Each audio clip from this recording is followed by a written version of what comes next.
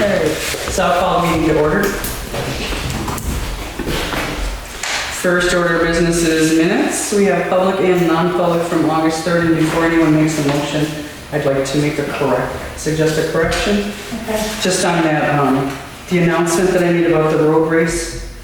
She had in there, Wild Meadow Turnpike in Tunnel, and it was Wild Meadow Turnpike, Razor Hill, and Orange Pond. Not that it's a big deal, but just in case anybody ever looks back and says, where's that race go? Okay. Make a motion to accept both sets of minutes as corrected. I will say that. Thank you. Selectmen announcements / ex officio reports. Oh, we took that off again. Yes. All right. They had the fire station meeting.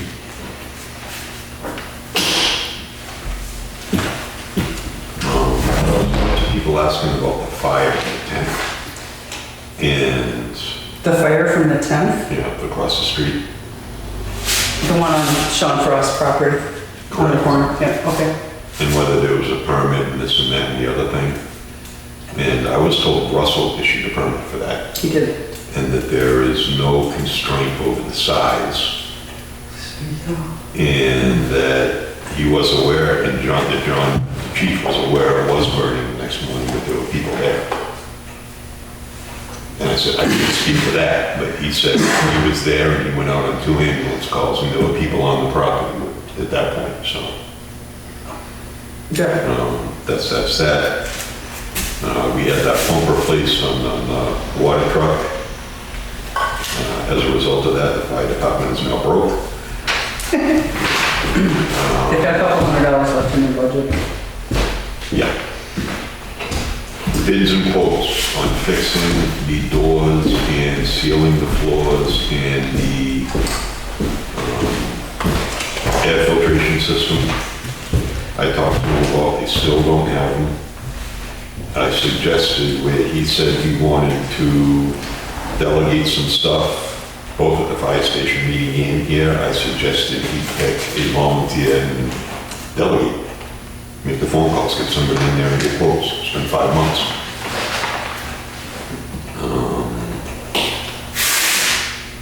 The same with the light outside.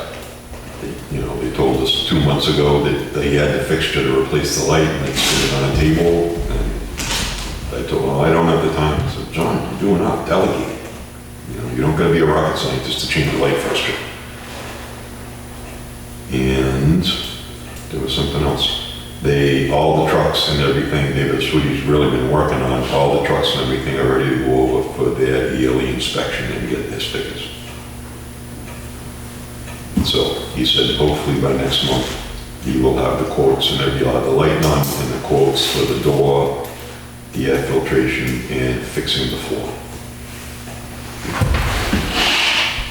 And that will conclude that. Now, I know that he got the ladies auxiliary purchased the hose washer. Yes. there was some talk of that. Because he told them that he's going to purchase, because they talked about purchasing gear. Because the guys haven't had gear in a long time, new gear. And he said he was gonna buy gear, so they purchased the hose washer. So I'm just wondering what he's gonna buy a new gear with. Was this before or after the pump? Before. Yeah, so I'm wondering if his gear money turned into pump money. Yeah, probably. Because one of the ladies auxiliary now. I have no idea when they need. I don't either. I know they had an inspection done on the pump. It was a real short meeting because they were trying to get down and do some testing and do some training, so it was like a 10-minute meeting. But I saw a picture of the pump. And they were doing testing. It's supposed to put out 500 gallons per minute. It was putting out 350 gallons per minute. And there was a rock stuck in the impeller of the pump that was not letting the pump the way that it should. And I asked him how it got there. because all I heard was they're sucking up water out of screens and dry hydrants and gravel and blah, blah, blah. And the end of the hose is screened, and there's another screen between that screen. There's another screen between that screen and the pump, so it's screened twice when they suck. He said it had to have come from when another department filled it. But the problem is you can't tell when or where because the thing still pushed out 350 gallons an hour. Sure. A minute, rather. So there's no knowing when or where. So where that plays in with buying. I have no idea. Yeah, because that pump was 7,000 and he was just about at the end of his budget. Oh, yeah. Yes. Yeah. So I don't know if it was a matter of he thought he was gonna buy the other ladies auxiliary, ordered the thing, and then he blew the pump, found out about the pump, I don't. But I know the new fire trucks you can use for a tanker or engine, and they have automatic roll-up of your hoses. You roll your hose out. When you're done the fire, you push the button, somebody stands there with a rag and wipes the hose, and it rolls up. So their hose washing will be a moot point, because you know sooner or later we'll have to have something. Yeah, that's a good point. No, I deal with plenty of hose in the line, and I do the same thing, I wipe everything down when I got it on the roll, but you still gotta wash it. Especially something like that, it's porous, it's not, they're burlap. So you can wipe it all you want, you wipe it all you want, but you're still gonna pack it in. So I don't know necessarily know if it'll be useless, but it will take, like you said, Also, that Jeep thing, what are we gonna do with that? Jeep. That we Oh, got that, from Cayman, that old Was it forestry. the forestry unit thing, It sits there taking up space. John won't let anyone else drive it. Even when we've got to move vehicles out for like election day or whatever, he drives it down to the highway department to put it in the shed. Well, probably nobody else can. Yeah. It doesn't have power steering. No. Or power brakes. No.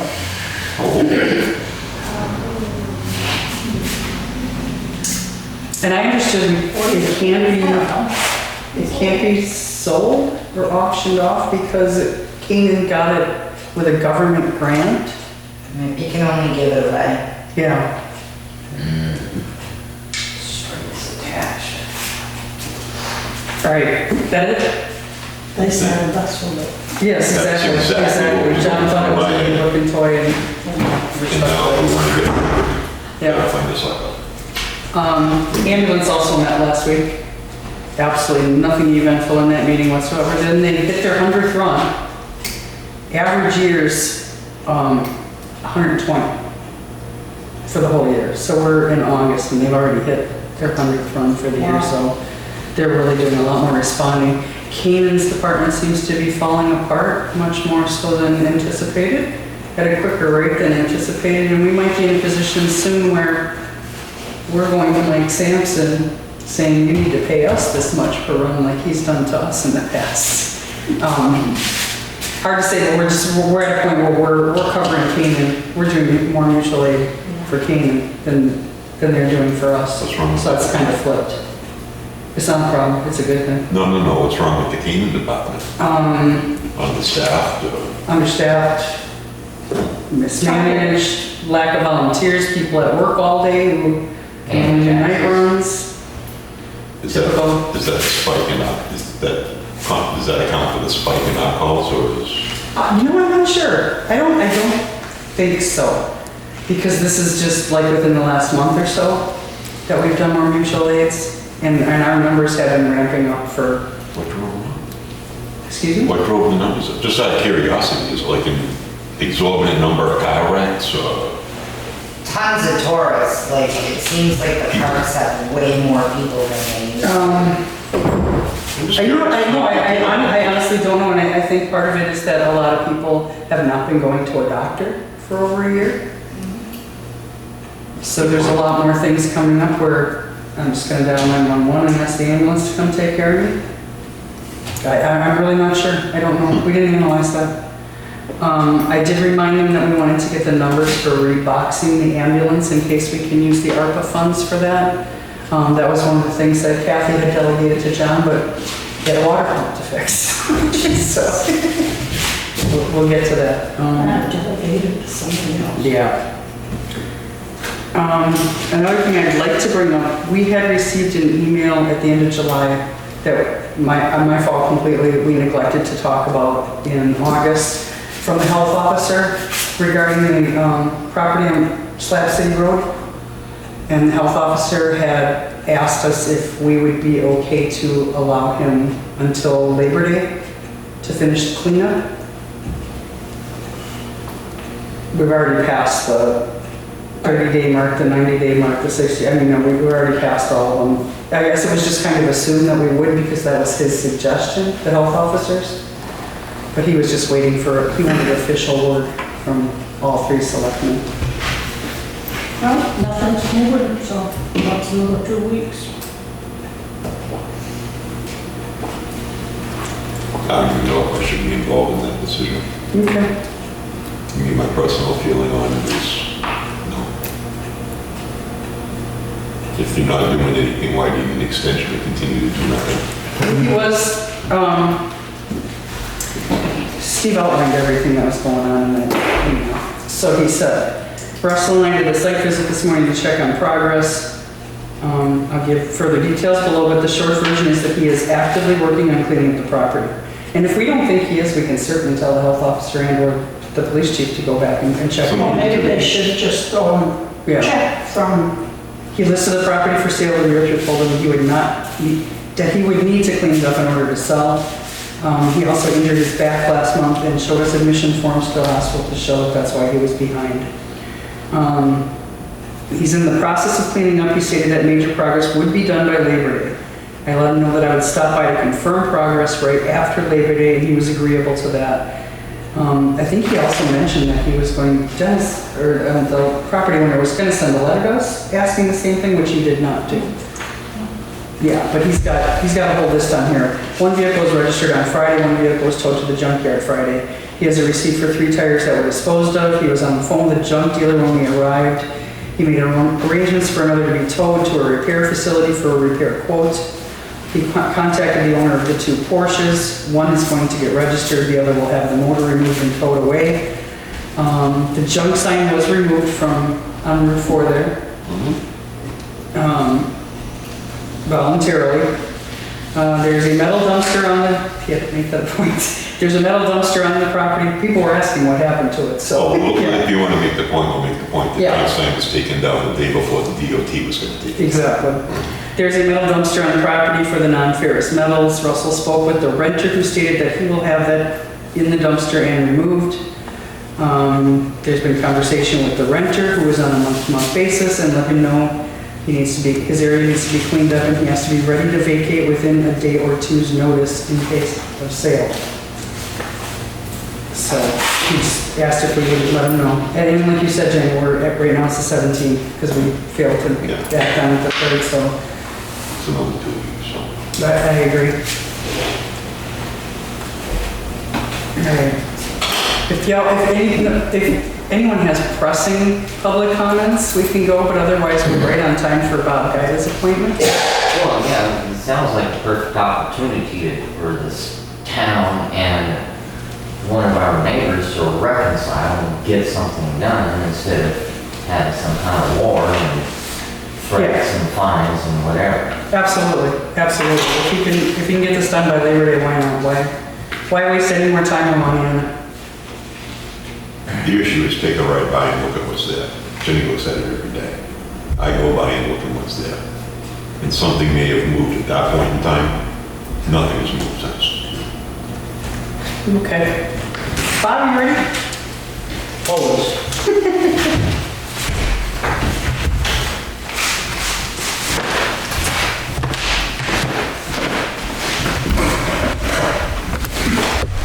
Whatever you're most comfortable with. If you want to bring a chair up or stand or... Stand. Okay. Thanks for the opportunity. I walk back from the state center, representing 27 towns and 3 counties and 2 congressional districts, so we're on a drive. Although we haven't done an awful lot in the last year for obvious reasons. I like to be considered a potential spreader of COVID, and so It really impacted the Senate and the House. We were meeting when we finally started meeting, we were meeting in the House's chamber, and the House was meeting at UNH and Bedford. It's really, really difficult circumstances to get in. We did get a lot done this year. Don't know really where to start. Funding is always important to our towns, and so we did a number of things this year that have been needing done. As you probably know, we have a meals and rentals tax. And statutorily, that was supposed to return 40% of the revenue raised through that tax to the towns around the state. It's never gotten over 17%. And so we said, well, 40% doesn't work. We're going to go 30%. And then what we did, of course, I chair the Ways and Means Committee in the Senate, so we deal with taxes. I'm not chair that committee. We set up a separate account. So all the meals and rentals revenue goes into that account. And before a penny is spent on anything else, 30% of that is allocated to the towns, and a portion according to the formula for that tax. So 30% guaranteed. It's a dedicated fund now, so there won't be any mischief unless somebody comes in and decides to do away with that. We obviously won't do that. We've sent a lot of money back for education. We eliminated for a year only the statewide property tax. That's $100 million going back to communities, okay, that you won't have to pay. I can say that from a revenue standpoint, the state is doing extremely well. We are exceeding projected revenues by $25 to $30 million a month. Those revenue projections were made before COVID hit, so we're still doing really well. We're seeing a lag right now. That lag is because the federal government extended the filing period, right? And so our state taxes depend in many cases on the federal filings. So we're just a little bit low this month and last month, but that will come back when the federal deadline is met, and we'll see all those taxes. But our businesses are doing great. I don't know if you've driven 93 lately on a Thursday, Friday, Saturday, or Sunday, but it's pretty hectic. And so this is good news. Two biggest issues that I'm hearing about, one is voter integrity. As the sponsor of Senate Bill 43, the amendment to it, that pushed the Wyndham audit, was the biggest numerical discrepancy in state history, a 6% discrepancy. And nobody was interested in finding out what happened. And I said, well, I think we need to know what happened because 90% of our towns use those very same machines. Those machines are authorized by the ballot law commission. It's the only machine they allow. So we had quite an exhaustive investigation, a great deal of controversy. And so I met with 2 of the 3 auditors for at least 12 hours and went down to the armory where they were doing the audit on the machines and the ballots 5 times during the course of the several weeks that they were here. I'm convinced that our machines are fine. They cannot be hacked because they cannot be connected to the internet.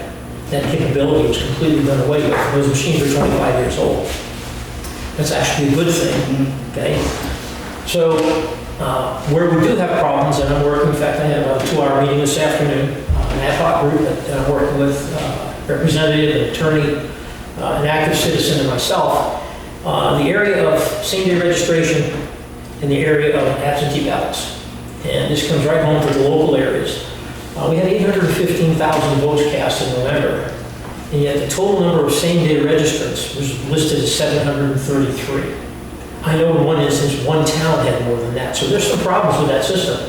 The reason is this: if a registrant shows up, registers, and doesn't have an ID, okay, they sign an affidavit. The Secretary of State is required by law to investigate every same-day registrant that files for the entire election in the state. Okay?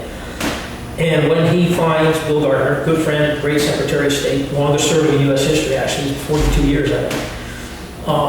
When he finds discrepancies, to forward those to the Attorney General, who's then to do an investigation and prosecute if necessary people. Well, that system has a lot of holes in it. And so I'm actually working with both the Secretary of State and the Attorney General. I want the numbers for the last 3 elections, 16, 18, and 20, to find out what's going on with the same-day registrants. Is there a problem? If there is, we'll address it legislatively.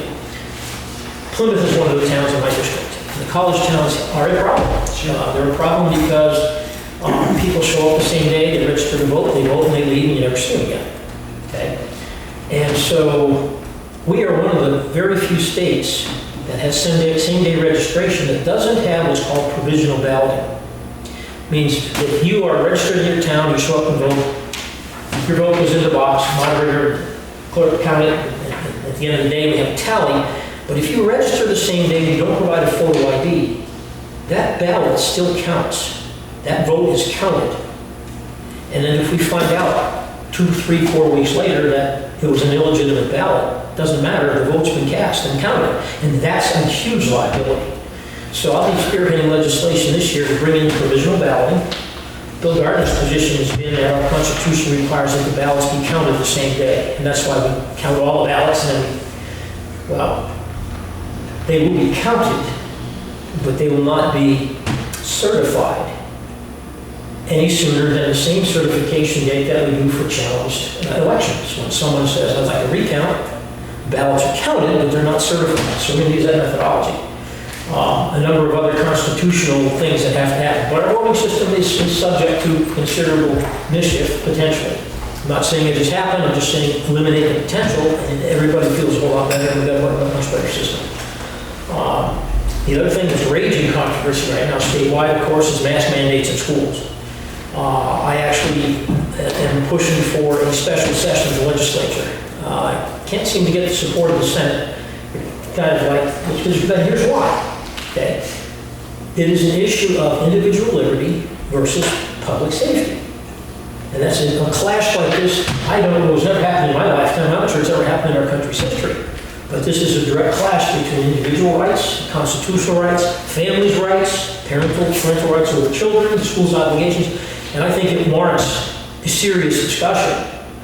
Many of our senators and representatives feel that it's a local issue. Let the local school boards deal with it. And that's possible, but I think at this level, because it is a statewide and a national health issue, that maybe the state needs to take a look at, is there something we can do? The laws are written in such a way that the Commissioner of Education has no authority over this. The State Board of Education does. And individual, we've just found out a determination from the DOE, Department of Education's attorney, that individual school boards do not have the legal authority to make mask mandates, but they're doing it anyway. Well, they're not doing it in ill will, so you've got the conflict of all kinds of things here. So I think it warrants a really serious and committed discussion on that issue. So we're trying to get that done. If we don't, then we look at an entire year of operating under questionable parents angry at school boards struggling to balance all these issues. Those are the two biggest issues that I see.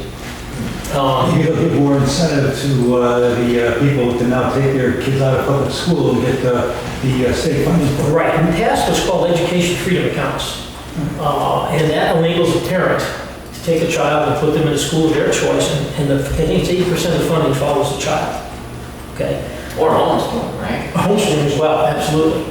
And so, because of the pandemic, we're finding that there are more than a few parents who've said, you know what, I don't want teaching at home, or we're going to put Johnny or Susie in a private school. So that remains to be seen. The analysis that was done by Josiah Bartlett, Folks Foundation, shows that over the long term there won't be an actual loss of revenues to the schools. Okay, it actually works out. What will happen, and again, this is targeted towards lower income families who don't particularly have a choice to put their child in a private school if they want to.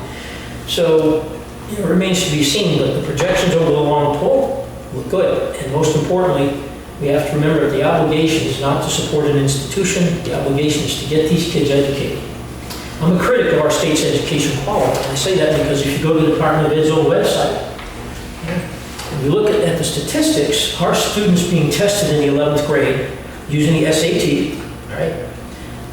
46% of them are not proficient in literacy, and 74% are not proficient in mathematics and science. That's just unacceptable. Okay, so we have to remember, one of the things that we brag with, the great graduation rate, 99.4% or whatever, they're graduating, but they're requiring functionally remediation when they get to that first semester of college or community college system. I'm a strong proponent of the community college system, strong believer in that system. We don't need more college graduates. We need technicians with certifications in all areas, plumbing, electrician.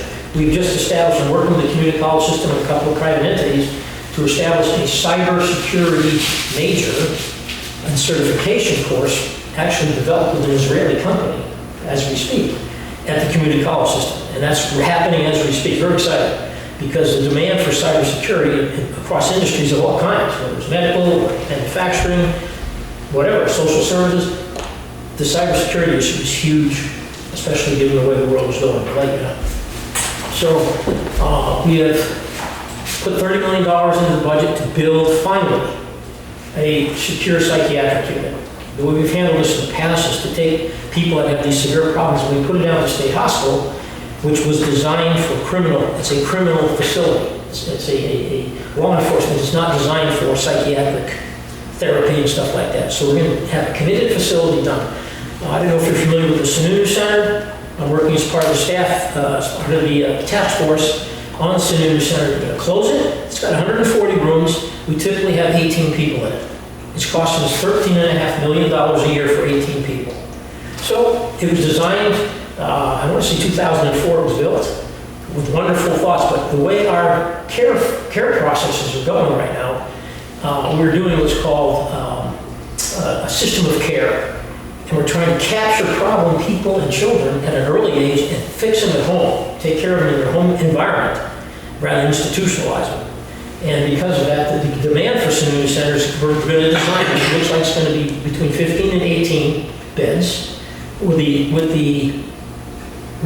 target of getting rid of it completely by either going to privatize or take care of people with the system of care that they won't need to be institutionalized in that way. So lots of things happen in that regard. Health and Human Services, they've done a marvelous job in some respects, but not so good in others. And so I serve on a number of rather impactful committees. One is the Performance Audit Review, Joint Performance Audit Review. What do? We ask the Legislative Budget Assistance Office, they have a division that does performance audits into how well agencies are performing the functions that they're designed to do. They come back with some really astounding results. They came back when I asked for one on the Wetlands Bureau. It's one of my two biggest complaint areas from my constituents. 500 plus pages, biggest report in the state's history, with things in that constitute basically people could be prosecuted for violating federal laws on appropriation of money, violating the state's mandates through they change. Here's the statute, they do what they want instead of follow the statute. Lots of things. So the goal is not punitive, the goal is remediate. And so we now have, until these audits and every item in them is completed, we require them to come to the fiscal committee and report how are you doing every month, how are you doing, what are you doing until they fix it. So that's a good committee to do it. I said I chair Ways and Means, I'm vice chair of Energy and Natural Resources, a lot of stuff going on in here. Governor Sununu and the legislature established the Department of Energy. Candidly, it's going through some serious growing pains, as one might expect, because there's so much happening in the area of energy. And so that's a work in progress. You know, nothing happens in the first bite. You got to take a step, take a step, take a step. So we're working on that. 2 steps forward, 1 step back. Yeah, sometimes, and a lot of times a step sideways too. The Finance Committee, of course, is what really, the first year of the session is where we develop the budget for the biennium. It begins July 1. And that's, I'm on finance, and my third term on that committee. And the 7 of us in the Senate work long hours and days and weekends to put a $13.5 billion budget together that funds every operation of state government.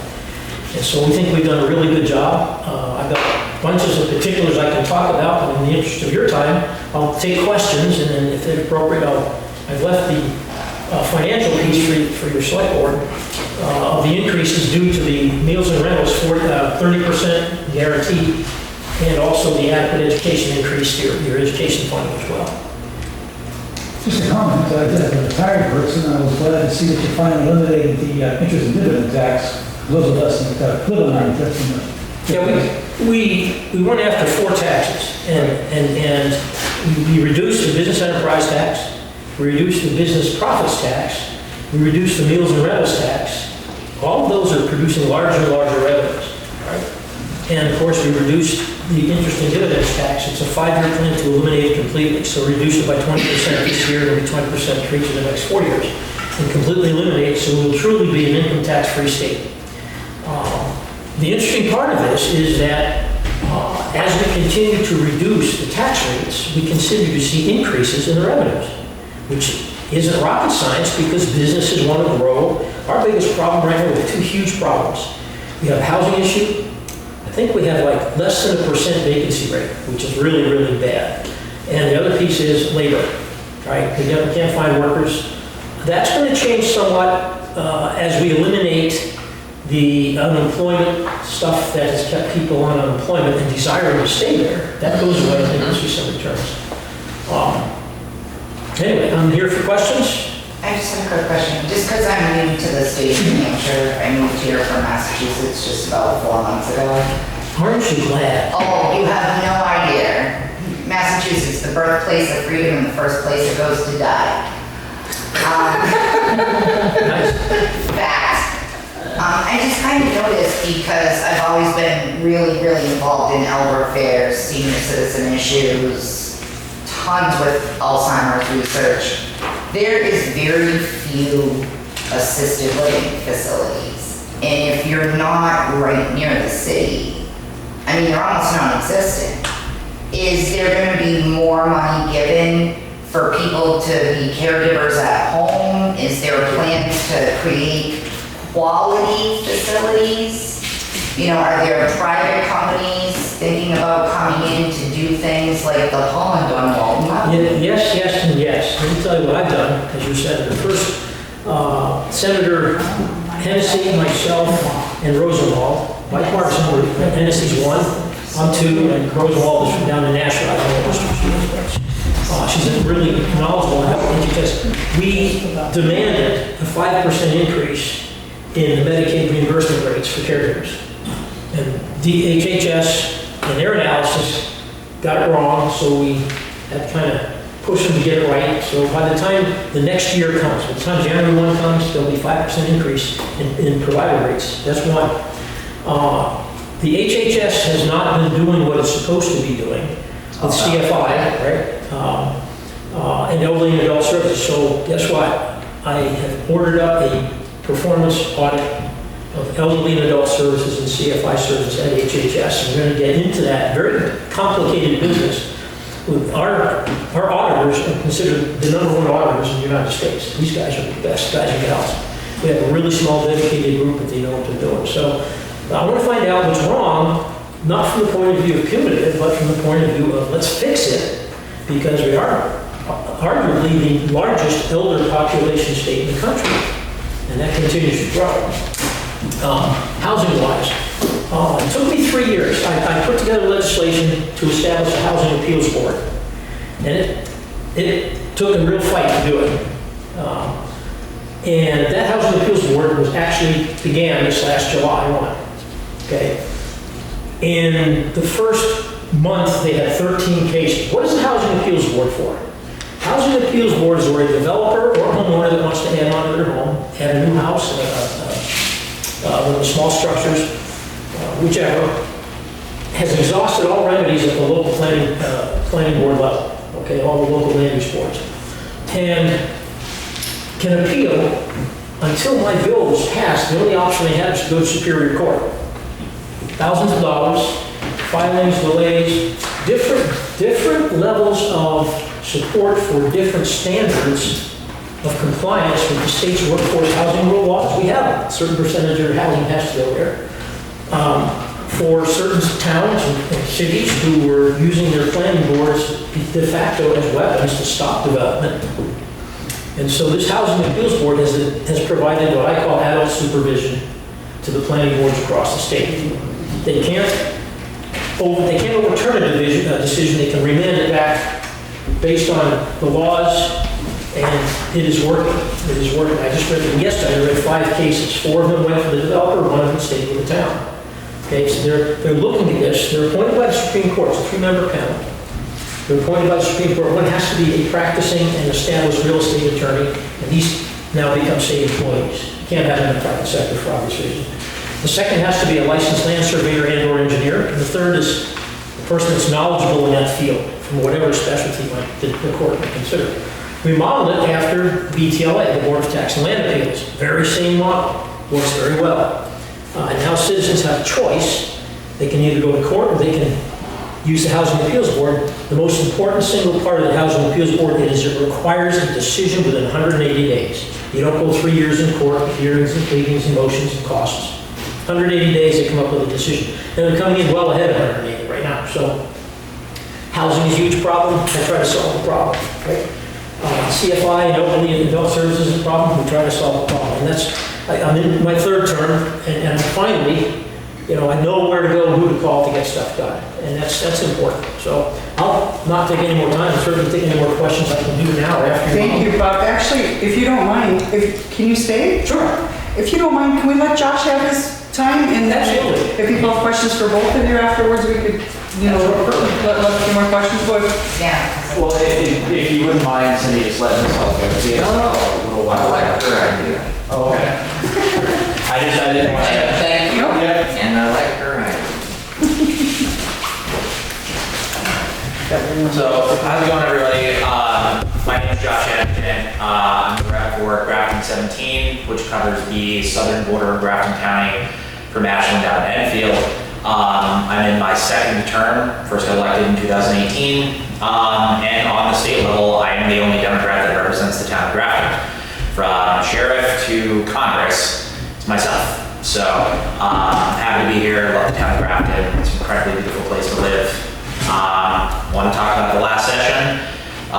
Starting with the county, state reps in New Hampshire are also county legislators. So county budget is drawn up by the commissioners and the legislators that represent Grafton County, because we are all within the borders, vote on that budget.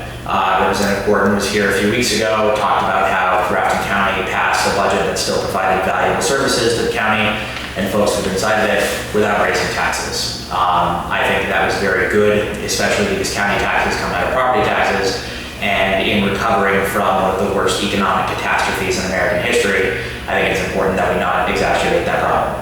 I will say that as a member of the minority, I did not get a lot of what I was hoping for out of the last session. That's how politics and government works. That's fine. One of the things that I thought was very unfortunate about the last session, and I love my friend Senator Gaida, I will disagree with him on one point, and that was the business profits tax, or as I refer to it, corporate profits tax. In the state of New Hampshire, the bottom 50% of businesses do not pay that specific tax. And I mean, folks have seen the memes on Facebook that circulate every couple months or so that say, I think for phase 3, we should close Walmart and Target and the box stores and let the small businesses have a run of things to make record profits. The last couple words there are record profits, because in the beginning of 2020 and the beginning of 2021, part of the reason why we're seeing that increase in revenues is because those big box stores have been the only games in town for the last year. And I thought it was a very unfortunate component of the budget that we slashed that. It's a revenue stream that pretends like we did not just experience a seismic shift in the American economy. Senator Gaida also mentioned housing, and I actually had a call with legislators on the county municipal committee because housing is also an issue that I care very deeply about. One of the very good things about the New Hampshire legislature is that it provides an opportunity for working class folks to participate. We're involved in that, but it provides those perspectives. And the perspective of working class folks is what I try to bring with me into every session, run that through the lens of every vote, because I think it's important. Those are the people that we're supposed to represent, and that's where I come from. As far as housing goes, I'm very interested in a plan that we might be looking at to repurpose old mill buildings.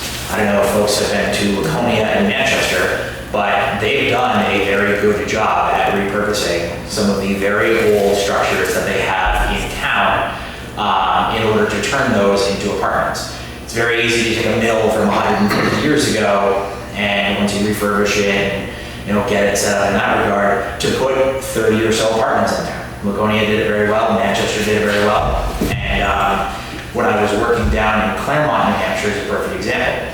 driving through Claremont, about half of the buildings are in that condition. You know, they're in a situation where, you know, especially if you're coming up 103 and you're about to come into downtown, you can just see this row of mill buildings that a lot of folks there don't like to see. They consider it part of, you know, the history of the community, and they don't want to just see those torn down because that's a waste. But at the same time, they would like to see them go for something. So I think there's an opportunity right there. I'm hoping that's something that we can do in the next term. What will be the amount of affordable units you will force them to have? Well, so the affordability question is important because the mechanism that we have in the state of New Hampshire more than often is to use tax incentives and tax breaks in order to entice developers to produce the kind of housing that we're asking for. I'm not comfortable using tax breaks for these folks for them to turn around and build what is described as luxury housing in order to,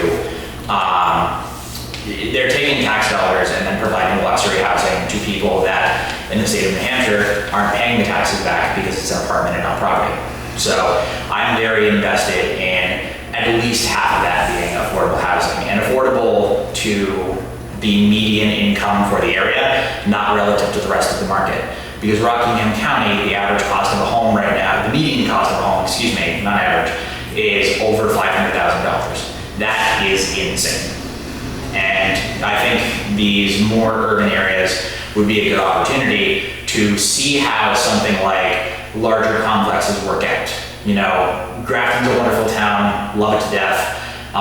It's further away from where there are employment opportunities. It wouldn't make a lot of sense to put like a 50 unit, you know, apartment or a 50 unit complex over on Razor Hill. So working on that. I also am very interested in pro-union legislation next year. I believe that traditionally, I agree with Bruce Springsteen rather, that unions are the only voice that working people in the United States have ever had. There's one bill that I'm looking to introduce that would prevent an employer from having these like cool, we're your friend anti-union meetings on company time, making an employee go to this. Because potential unions are not allowed to have recruiting sessions on company time. I think it's only fair that the employer has the same thing. If you look at the Amazon unionization effort down in Bessemer this last year, Amazon was very relentless in spending a lot of time on company time that employees were required to go to tell them, hey, we have your best interest in mind, don't join this union. And now Amazon has to go before the National Labor Board because they're being, or that was ruled an unfair union election and it's going to have to be redone. And the final big piece of legislation that I'm looking to put in is a constitutional amendment for ballot measures. I have a lot of constituents that do not agree with me all of the time, and that is perfectly fine. I accept that, and I want them to also have a voice too. Ballot measures to me are a very beautiful opportunity for direct democracy. One of the issues that we've experienced in the state of New Hampshire, being 60-70% popular support, is the issue of legalization of cannabis. And I support the legalization of cannabis. However, we just cannot get that issue through Concord. And if you had a ballot measure in place where concerned citizens could come together and say, hey, we think this should be the law. Okay, well, you get 2/3 of the number of people that voted in the last election, get it on the ballot. All right, well, you know, the legislature now has to act on this. And you have to put strings in place to require the legislature to act on it. There are states like Missouri and Florida that have ballot measures. However, their legislatures are not actually required to act on them. It's a glorified poll, basically. And I don't think that's productive. So those are the big things that I'm working on coming up in the next term. We have our filing period for legislation coming up next month. And if anybody else has any ideas for legislation that they want to see put in, we both have email addresses, and I'm happy to listen and see what we can do. So what is the best way to contact? Sure. So if you go on the State House website, General Court, NH, Well, I'm familiar with that. I'm told that's the slowest way to reach anybody. I have my legislative email go to my Google. Oh. So if you go on that and it'll say, who's my legislator? And you click on the map of Grafton County, click on the town of Grafton, my email will be right there, and I check my legislative email fairly regularly. Great. So, I'll send you some information on how our tax dollars are being misused concerning Medicaid. and what's your name? Just so My I name is Rich Angel. Okay. Yeah. All right. I'm also known as the Gardening Angel online. But the state of New Hampshire is using the tax dollars to pay for infant circumcision. And that is one atrocity that needs to stop. Okay. Yeah, I'll look out for your email if you want to send me some. Very good. Awesome. And that goes for you too, and I'm done.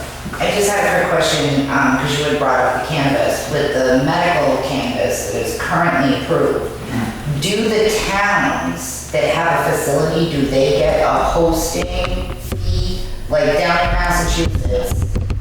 Yeah, if you put up a facility in town, the town gets 3% of your total gross profit every single month, on top of the $150,000 in licensing fee.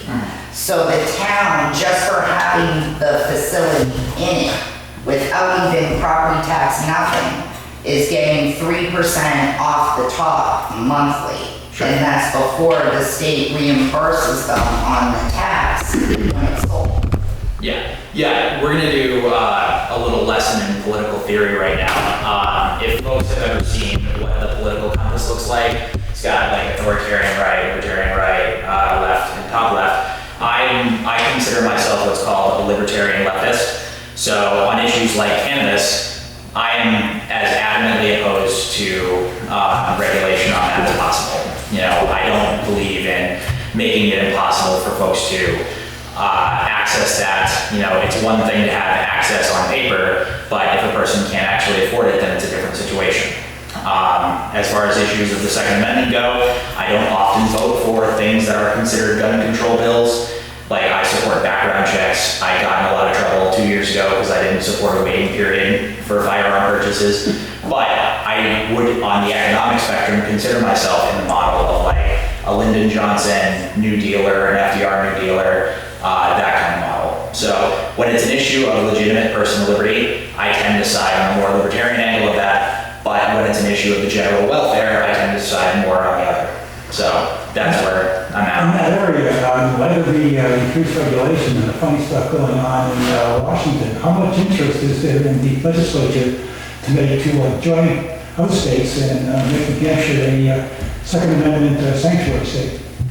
So I'm not in control in Concord. So to put it frankly, I'm not invited into those meetings where that caucus discusses things like that. I'd have to see the details of it, and I just want to make sure. But like I said, the background checks, I think that's the only gun regulation that I voted for. I didn't support red flags this last time around.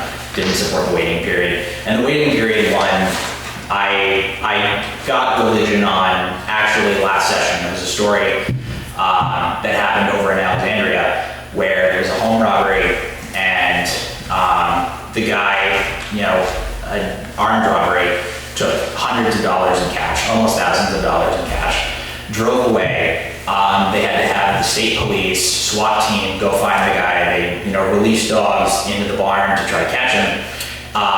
He was out on bail awaiting arraignment in Goffstown and had just committed an armed robbery. And they let him out again down there. And there was, you guys live around here, you place a call to 911 if you have the service. And they're at least a few minutes down the road.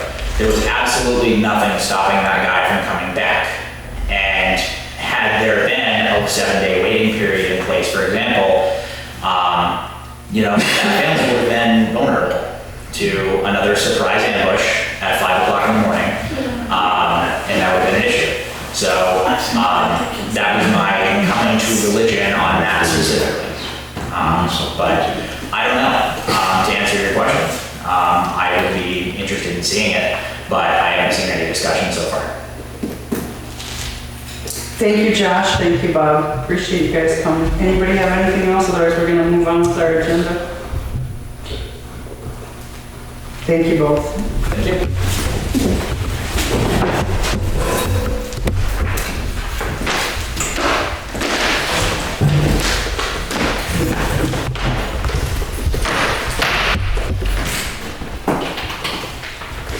I was just surprised by the next thing on the agenda. Just apparently hit it this afternoon.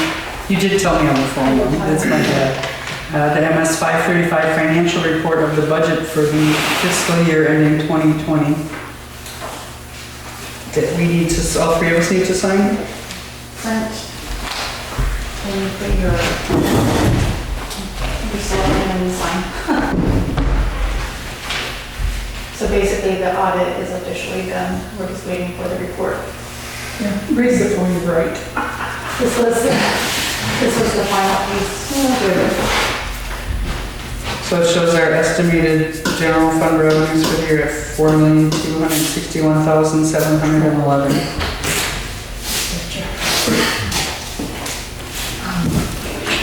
Did you want to look at it? Got questions?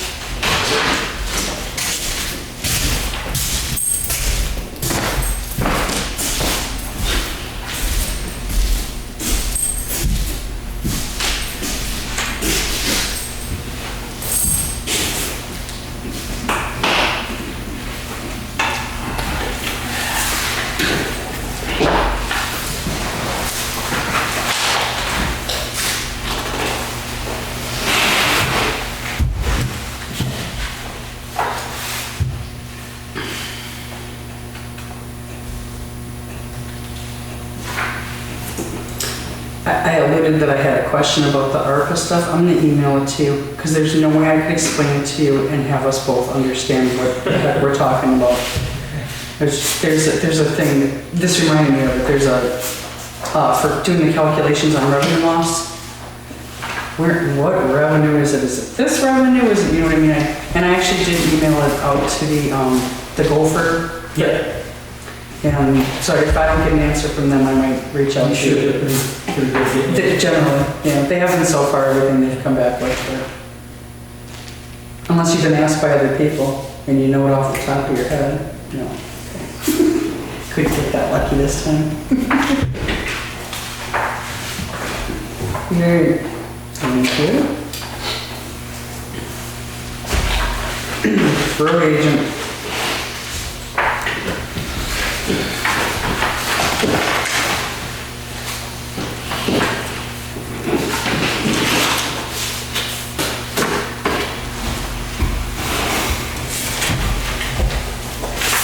I think the first thing you're gonna look at was the job description. Look, I didn't see anything that really jumped out at me.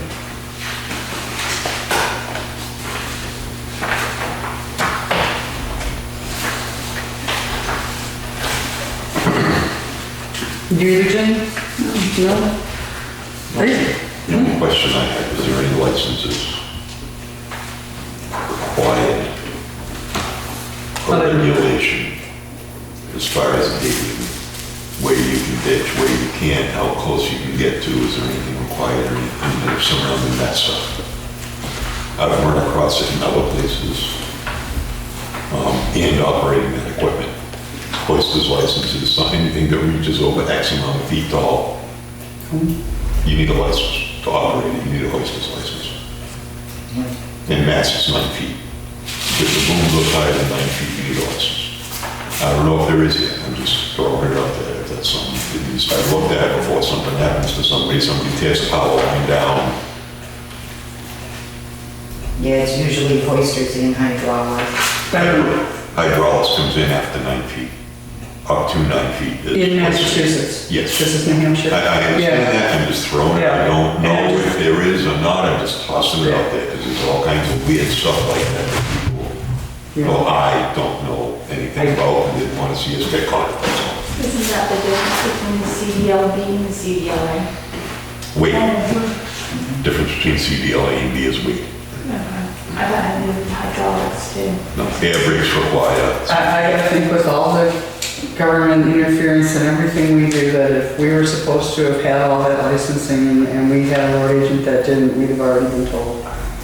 I'm just tossing it around. Not to make an assumption, you can ask that of anyone, but I would have to think that would have been the case. I would think. And that's most what- any place where there's ditching, they have, if there's any type of lines buried, they usually have plenty of posts that say, call due safe or All right, so whatever. you have to go be safe before you stick a shovel in the ground. Right, Yeah. You might even be able to check with your insurance. So the only things that I wrote down that caught my attention as missing, and maybe some of them are in here and I'm just not seeing it. So purchasing, and I'm not sure if that's covered in like organized, direct and control all resources of the department. But I know Bobby takes care of purchasing, you know, whatever they need, tires, equipment, you know, fuel, all that. well, who would know? The road agent. Right, right. Any department head should know what their departments need. Yeah, I didn't know if we wanted to add that in or if it's already, seems to be covered under that number too. Develop, present, and administer after approval of department budget. Okay, sure, thank you. Okay, then I had timesheets.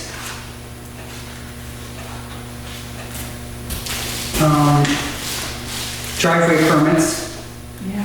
logging, and posting roads, like for mud season, et cetera.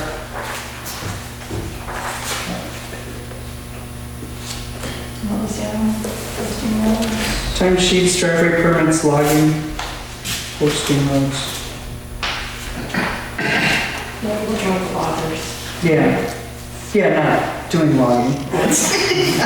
Yeah, no, working with the loggers as far as allowing them I got to, yeah.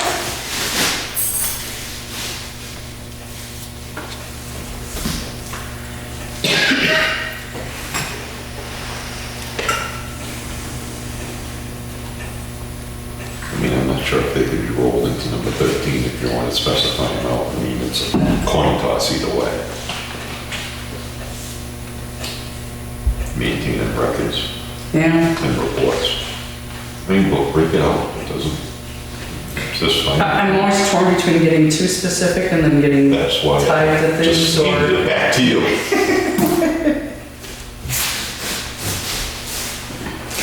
Or leave, and then on the other side, they leave something off and they're like, well, I didn't know I had to do that. Who is responsible ultimately for driveway permits? Our department. Years ago, it was planning board and By default, the reason I ask is by default, it's planning board. If something got brought up and this got dragged into it, most of the town votes the other way, Okay. which I don't care. I I think just they want work to make together in sure. tandem on them, because you'll see planning board signature and you'll see road agent signature on the old driveway permits. I have yet to see one go by the plan. That was before, it changed I several just years want to make ago. sure, I don't care who does it, I just want to make sure our bases are covered. Well, the town has a policy of how the driveway has to be constructed anyway. Correct. It's the instructions that I Right. gave to the person that does the And then the road application. agent signs it, because especially if it's coming out on the road that he has to plow. I hope Right. I agree with him, let the guy that handles it every day, the guy that's signing. I'm just Yeah. wondering if that's technically the right way to be doing it. I actually had this conversation with Angus, and his response was, well, it's kind of on us, but Bobby's been doing it, so we just kind of let him. I can't see anybody on planning board being qualified to say, you have to do your driveway this I way. wholeheartedly agree. You need a culvert, you don't need a culvert. Absolutely. I wholeheartedly agree. I just want to make sure the T's are crossed and the I's are Yeah. dotted, that's all I'm saying. Yeah, he usually meets with the property owner prior to discuss what's going to happen. He'll sign up prior approval, then they build it, and then he signs off final approval. So it's a two-step process. but planning board has not been a part of it since I started, even long before I started working, so it's been quite some time. Yeah. So you think, do we want to add those couple things in, or assume that what it already says kind of covers that? Well, you can always put, I need to include reports Yeah. and. Yeah. Yeah, Yeah. including but not limited to. Because then you can just make the list longer. Right. What number does this all come on?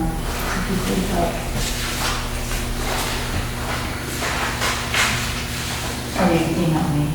I could. Okay. Yeah, because some of it would be 12. Some of it might be 2. I can try to find. I'll stop on the way to 603, we'll figure it out. Well, even if you just put it at the bottom, it says. Yeah. Yeah. Not- Yeah, it's a separate thing, yeah. I don't know.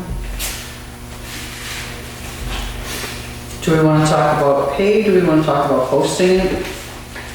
I think you can post it. I just have one question. Why are we talking about shoes in the job description?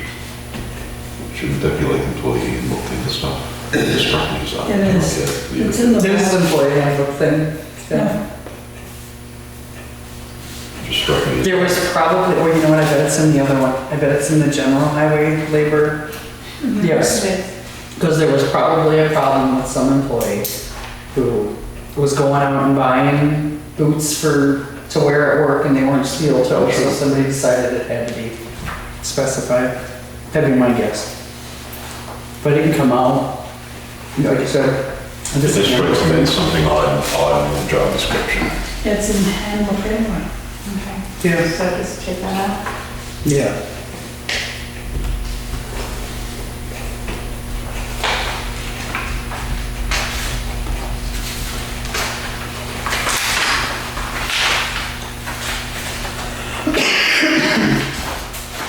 We want to keep the pay about what it is right now? I don't think we have a choice.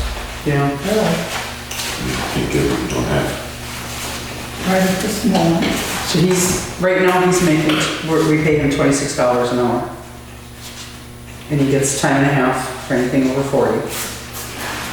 I was considering, when I just was jotting down a posting, I wrote 25 to 28.85 per hour as a range.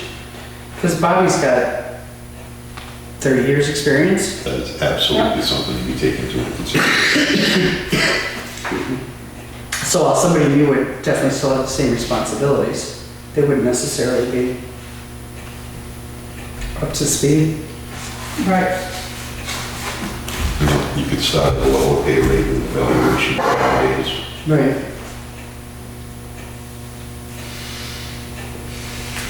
You know, because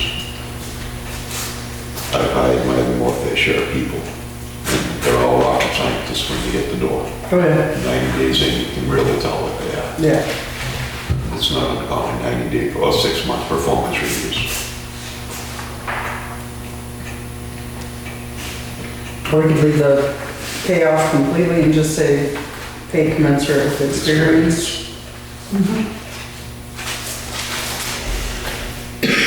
Again, that's a double-edged sword for Ms. Smith. Because you'll get everybody in their brother column. That's been my experience with that. Is you get people calling up. Yeah, all the postings I saw, and I only went to the NH Municipal Association site, all of theirs they all had a salary range at least. Yeah. That might be the better way to handle it. Yeah. They also, Put a range in there and yeah, and usually they'll say, most of them say too, that it's more than just that 2-page application like that, you know. Please send a resume with your salary history. Yep. Their work history. Yeah. Okay, should we get it posted? I think, oh, you know, you've been through it. Sure. how long it takes to get something filled here. Oh, yes, Yeah, Posted. yeah. okay, Just make the corrections and post it. great, thank you.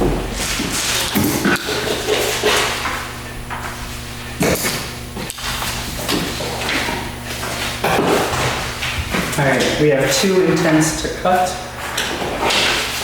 Just so everyone knows, they're both gonna bother me for the next few weeks, so if you live in my neighborhood, they're lodging down. Excuse me. One is map 13, lot 724 on Wild Meadow Road. It's actually 484 Wild Meadow Road. They've got about 6 acres and they're cutting about 5 of them. Starting ASAP, right? Was that? As soon as- As soon as possible. And the other one is on Wyman Road, map 7, lot 721. They have 113 and a half acres, but they're only cutting 50 of it. That's all. Yeah. Says us anticipated start date August 31st. They are good on taxes. I just assumed she wouldn't give them to them if they weren't, but Sue's better than that. Oh, I'm sorry. We signed these for some reason.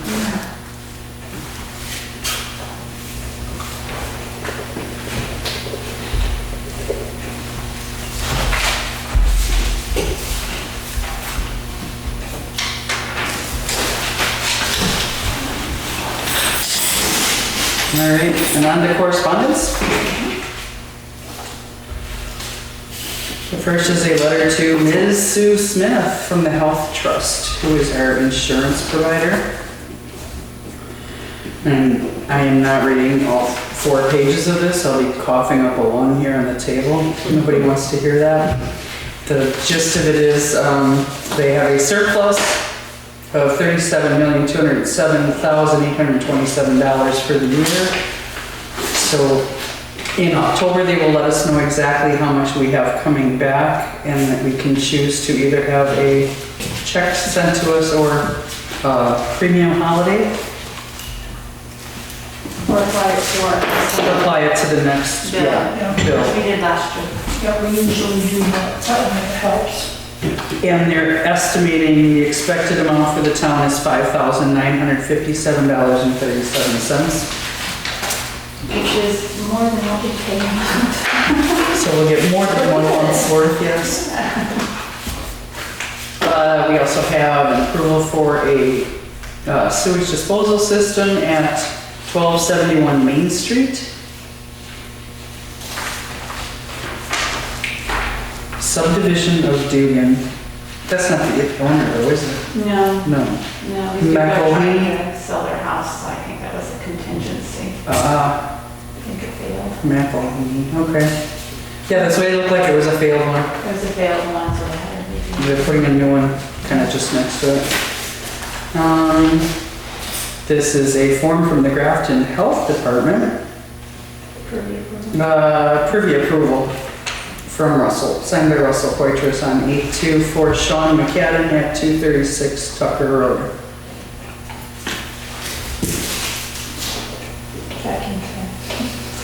Grafton County Broadband for Your Community, a how-to. Please save the dates. Grafton County Broadband Committee and Drummond Woodson invite you to join us for an informational meeting about the expansion of high-speed broadband in Grafton County. Topics at this meeting will include updates on the efforts of the Grafton County Broadband Committee in establishing a countywide broadband network designated to facilitate the build-out of broadband services in every municipality within the county. Excuse me, initial steps that are necessary for municipalities to implement in order to begin your own projects, contacts and sources for each municipality in order to best assist you with the planning and implementation. September 7th, 8th, and 9th, 6 to 8 p.m. 7th is in Woodsville, the 8th is in Lebanon, and the 9th is in Compton. That's that. That's it. Public comment. Well, speaking of the health officer, we had a friendly visit, and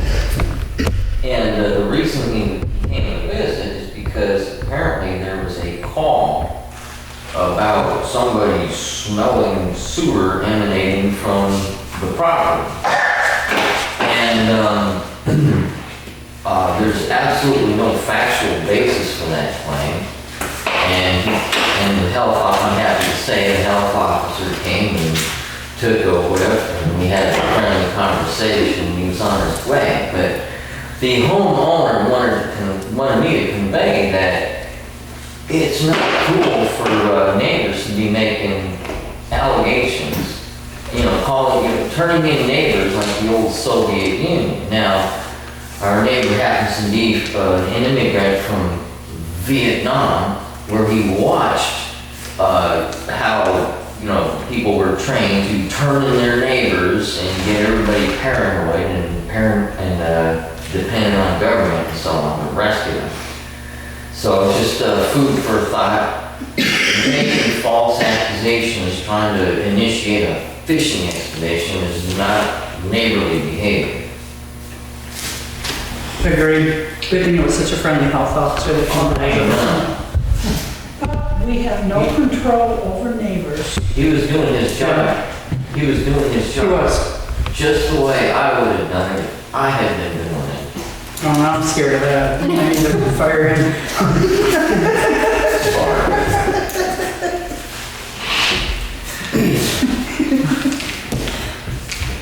Anyone else? Does Mitchell still work for us? What is the status of the police department? I mean, it's like I a, thought Mitchell was gonna stay on part-time. Or as needed, no. Okay. That's a good question. I'm curious what's going on in the police department because there's really no avenue of information. It'd be nice if Russell maybe showed up, and I'm under the impression that he's hiring people. And I saw someone that looked very young coming out of there, and he was dressed in one of ours. Is there any oversight? He did hire a young man who lives in town, I believe. No. He will be, Oh, they bought the property. okay. I guess the larger question is where and if there's any oversight. If you guys get to have any say in what he commits the town to, because obviously there's a paycheck attached to these things. And, schooling, I'm imagining, I think it's like 6 months at the academy. Is it just the one, or does he intend to bring on more? All good questions. Maybe I we wish I can could have tell Russell you. show up. I do need to ask him to come too. Who has the I had final wanted to say? ask him to tonight's, but because we already had 2 appointments, I didn't want to throw another one in. But yes, we do need to have that conversation with him. I mean, hypothetically, could he hire a football team without you guys say so? If he could do so within his budget, I think he could. Oh, okay, so he is limited by his budget at least? Yeah, Okay, yeah. well, that's, He's an elected official, he falls under the same regulation. And as a department head, he's got oversight for hiring and firing within his department. But like you said, there's a little lag in the communication. and setting mandates, I mean, even mandates that aren't on the state level, like, forcing Mitchell to wear a mask when it wasn't even mandated on the state level. I don't think Russell should have that power. Just saying. I can tell you honestly, I did suggest that Mitchell take it off after deliberative when he was helping break down tables. I said, can't you let the poor kid breathe while he's doing physical labor? Well, the larger question is if he gets to set the standard above and beyond what's in the law. He's a law enforcement officer. If our governor says you don't have to wear a mask, does Russell have the ability to override that? I agree, and I think he actually does, because I think even there was a time when there was someone in the highway department that tested positive, and we pretty much told Bob, it's your department, if you want to make them wear masks, gloves, stand 6 feet away from you, that's... I'm not sure it holds legal muster. This guy would probably know better than me. One that falls back to the local. I'm going to bed. Does it hold up? Is it legal? He does his standard operating I procedures. think he was asking Bob on that. If the town has passed an ordinance, then he can enforce the Right, ordinance. which we did not. So, Right. my understanding is clear cut rules. And in the absence of an ordinance, the police officer doesn't get to establish law. Thank you. Right. It's a dangerous precedent. Even if it's just a mask, it's a bad precedent. Right now, we can suggest and request, but he has no enforcement authority because there has to be a law that he has to. That makes sense, yeah. Thank you. Yeah, but can he set, the flip side of that is, can he set policy within his own department? Because honestly, as an employer, if I wanted to tell you to wear a mask at working for me, and you said no, I show you where the door is. A private employer, I would agree with that. Sure. But when you're dealing with the government, I think you can't look downward the ladder. I mean, he has to look up towards the governor and follow that mandate. True, but if it's within his realm to set policy within his department, then that might be the flip side. You can't set policy that violates law. It just won't hold up. That's why I say legal muster, because somebody might challenge this. Sure. And somebody with a lawyer. Well, And then we pay the bill that Russell has. At this point, the person that's challenging it would be someone who has not completed the academy, is on a probationary situation, so I don't think that. Mitchell could challenge it. Mitchell isn't working anymore. He could state that that was a reason why he left. He could get a lawyer and he could state that that was a hostile work environment. I mean, you know how things work these There was days. a mandate in place. The state mandate, but I'm deciding to call on this one, the state mandate. Yeah, we can dance It was around never it all night law. long. It was an unconstitutional power grab from the governor, it was not. No, I'm not saying right, wrong, or indifferent, I'm just stating fact. At that point. What if it forces somebody to get a shot? Does he have that authority? If Mitchell ever had a problem with that, he never brought it to the select. Okay, He could have. If anyone else does, they could. I'm gonna miss him. I'm sure I was wrong with what I said before. I've been wrong before, I'll be wrong again. I'll learn. Time and again, hopefully not the same thing over and I'll over. never learn. But we did sort of just, leave it up to the department heads to do what they wanted to do, and Within the law. yeah, Right. yeah. These are the kinds of things that I think the legislature needs to debate as a subject unto itself. As I said, it's the conflict of the intersection, if you will, collision of individual rights with what's the responsibility of public officials for public safety. Yeah. You interject health, you got HIPAA, you got all kinds of just wildly intricate things that really need to be taken into consideration. And so when he fired me from helping with the food pantry stuff, I was actually grateful because I got such a horrible headache every time I did that. Just doing all that physical labor with that mask on, and they're terrible. Anyway, any other public comments? All right, I'm gonna finish us off on a couple of things I should have probably said at the beginning. We did submit our ARPA application. Sue and I put that together. We did that on the 9th. Haven't heard anything yet, but we'll be rolling in the dough soon. We've been talking off and on different ways about doing the budget season different this year. Was that in the summer? Fall? It was during COVID time, whatever it was. We took a budget workshop from the NHMA. A bunch of us together, Sue and Ed and I, and Amy Jacques and Russell was there for a while. One of the things that they suggested that other towns do is they do like a budget workshop day. Rather than this, one department budget trickles in this week and 2 more come in next week, and it takes us all 5 months to try to get it all done. A lot of towns very successfully address them all in one day in like a 3-4 hour workshop. One department after another, just run through them all. So we've been talking about wanting to try that this year. I think everybody's agreed that we can, it's worth giving a shot anyway. If it sucks, we go back to the old way next year, right? You don't know if you don't try. Exactly. So we're looking at, it looks like our best date is probably gonna be October 14th, which is a Thursday. So that'll, I don't have to ask the ladies when I want to leave early, we'll do it the week after. I'm thinking probably 1 to 4:30.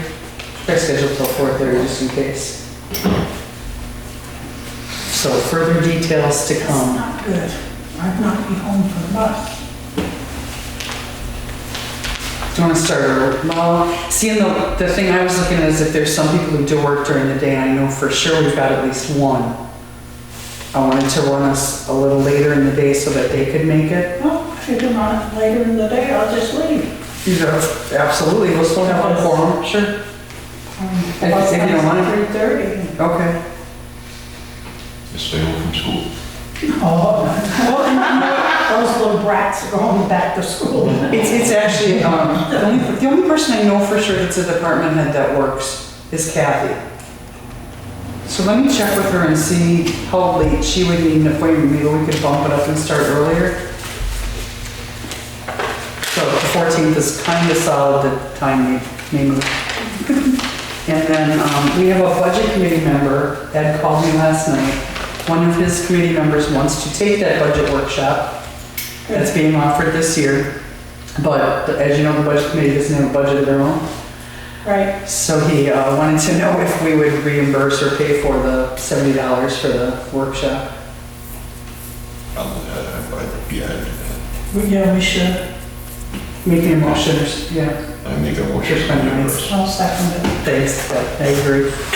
Yeah, I don't know if we take that out of contingency or Something. $70. I told him that if any of the budget committee members want to go, I'll take it out of my pocket if I have to. I'm glad to have them go take it. Right.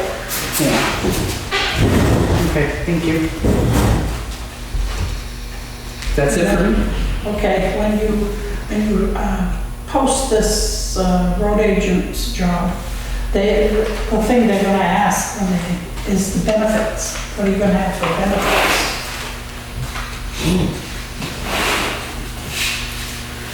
What we have offered for a full-time, so it'd be retirement, health.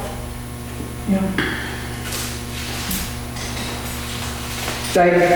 When I was just jotting down how it might read, I wrote, compensation package includes town paid health insurance, Yep, paid vacations, holidays, and sick days, okay. retirement plan, and then the starting pay of 25 to 28. Yeah.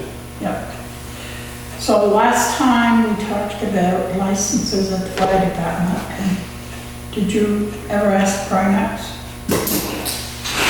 You don't need a, Not yet. you don't need them. They don't need, they don't? Okay, The fire department is exempt from that okay, law. good, well, it's good to know. Yeah. And work on the church up there. I've noticed that nothing has moved until today.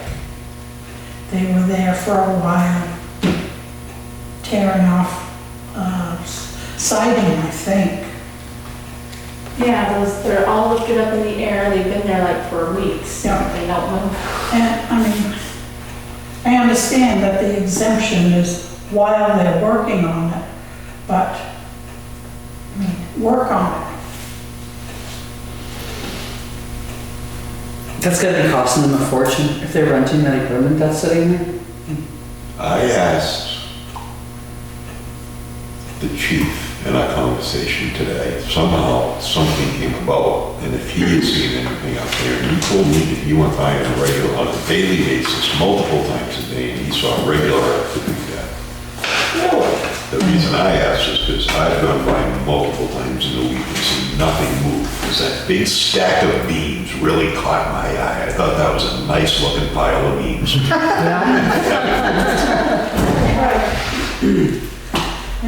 So I was curious about that myself. Are his eyes brown?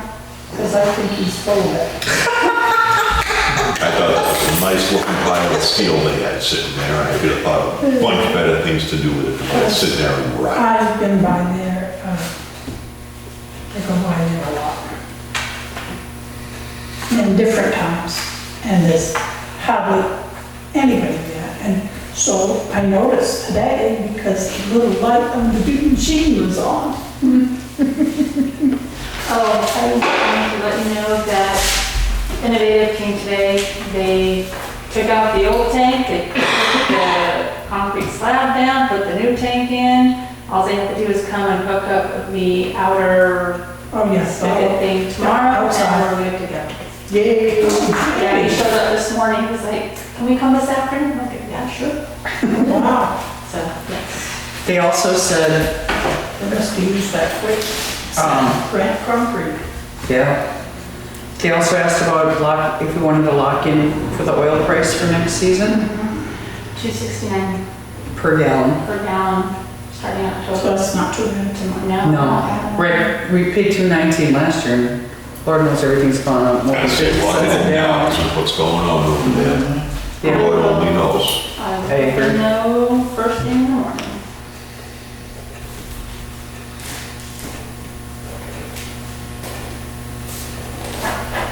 All done? No, Yep, I, broadband letter. Oh, shoot, I forgot about that one too. And I only asked because I figured that was gonna be a topic of conversation tonight, and to find out nobody mentioned it, so. We can remedy that. We can remedy that. I you wanna talk about broadband figured for a while? with the news, with the commercials about the backbone being run in Grafton County and all of that, I figured there'd be 100 people, 110 people here asking about it, and nary a one, so I wasted 2 hours of my life getting all the steam for nothing. This is actually the smallest turnout we've had in a couple of months, isn't it? Yeah.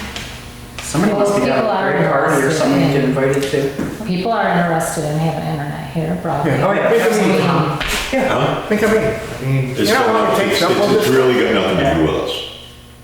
That those commercials that you're seeing are part of the early stages to basically bring a trunk, which we have 4 of, to places that don't have anything.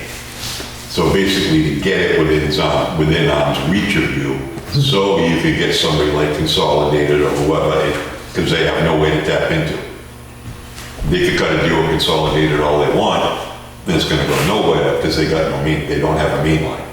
So it's spreading that out throughout the county so everybody at least has access. Don't get everybody on an even playing field. So we had gotten some more information from Nick Coates, the town administrator in Bristol.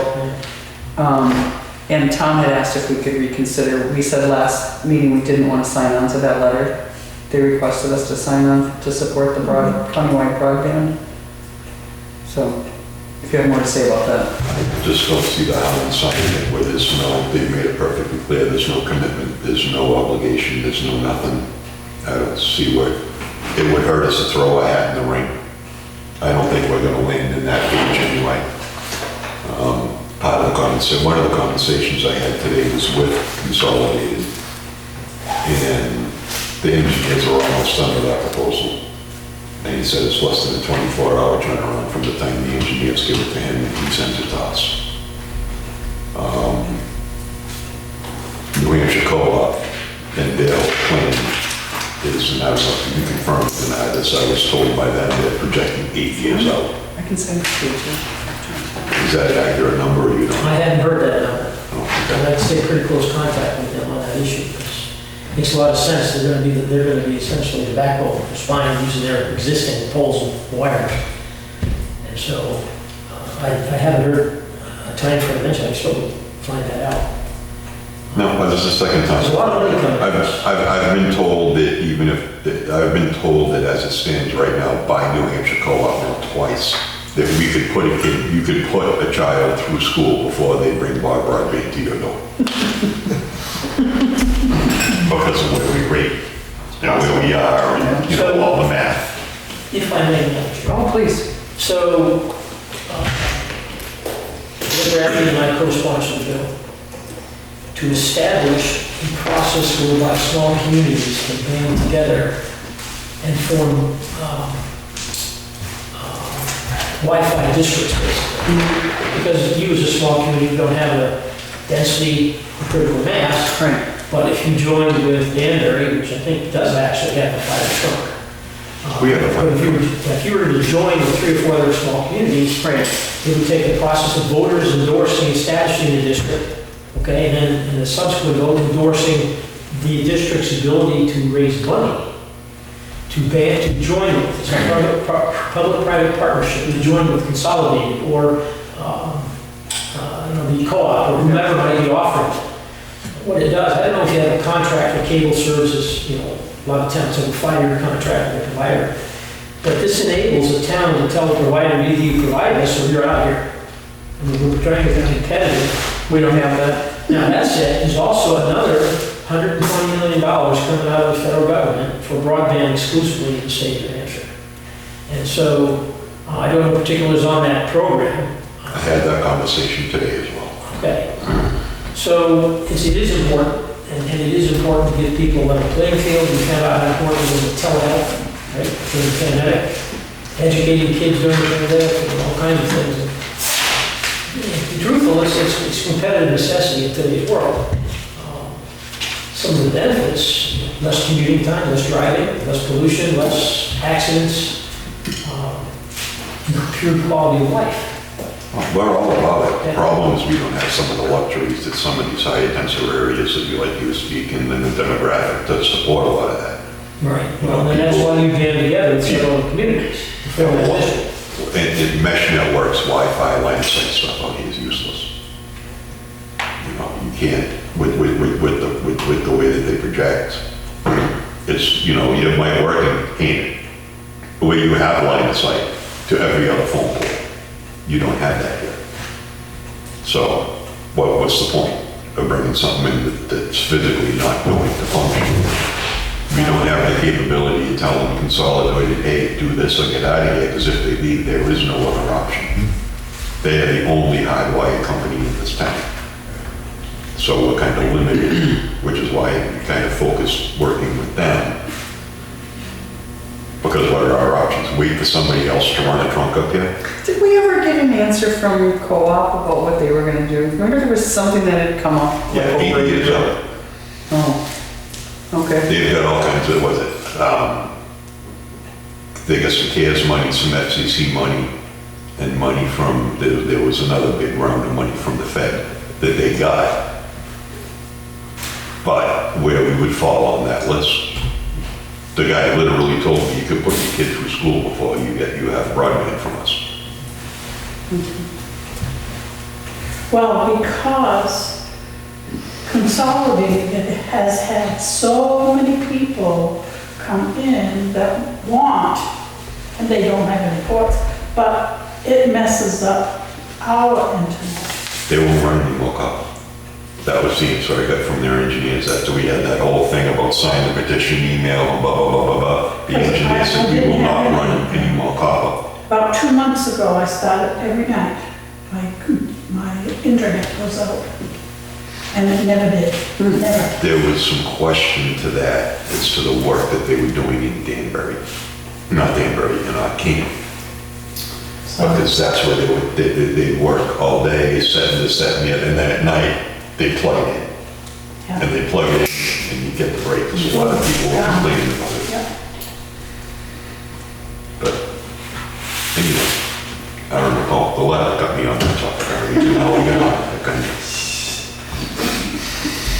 It looked to me, he included maps and stuff, and it looked to me like really all we're gonna get out of this initial phase, at least of this Grafton County Broadband Committee, is they're gonna run fiber down the floor. They're gonna make sure there's fiber is running down the floor, and any getting to anybody's particular house, it's gonna cost more in another phase, or it's gonna cost us, but they're gonna probably run it down the floor anyway, so why stand in their way? It's already Yeah, yeah. It was explained to me is that it is to get the whole county on an equal playing field. Because they don't want to move forward with places and start building, as a county commission, start building internet here. Right. When up on the other side of Rumney, even if they can build all the internet they want, but they got nowhere to plug it into. So they're just trying to get an even pace across the board so that everybody at least has access to a trunk. Yeah, over there, they don't even have cell phone service. Yeah, he said if you drive up 25, you come to some school, and that school is the end of the trunk. Yeah. And when you drive out into Wentworth, is it? On the other side. He said if you, once you drive past that school, there is no option, there is no fiber optic Big, here. long road up there, nothing. Well, if you want to sign it, Based on, like I said, the new information from your codes, I'm fine with that. If you, because it's just an online form. You just, click the yes button. Choose your community and your name and title. You want me to sign? I do, just because you've been the one who's been running the broadband. So it'd be easier if you stay being the contact person for all things broadband. No problem with that. I get enough questions I can't Makes me answer. feel all warm and fuzzy inside. There you go. Thank you. You're too fuzzy inside, you could be in trouble. All right? All right. Motion to adjourn. Second. Okay, great.